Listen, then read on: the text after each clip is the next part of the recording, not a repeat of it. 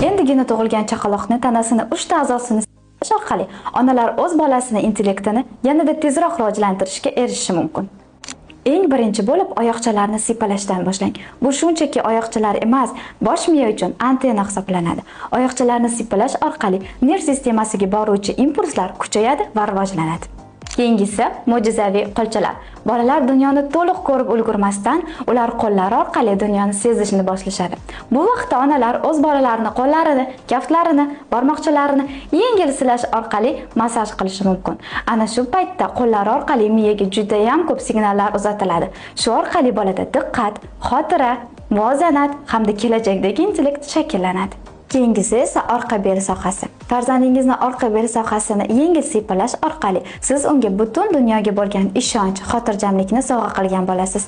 Kuniga atigi 5 daqiqa orqali farzandingizni kelajakdagi intellektini rivojlanishiga o'z hissangizni qo'shing. Yanada ko'proq ma'lumotga ega bo'lishni xohlasangiz, sahifamizga obuna bo'ling va bizni kuzatishda davom eting.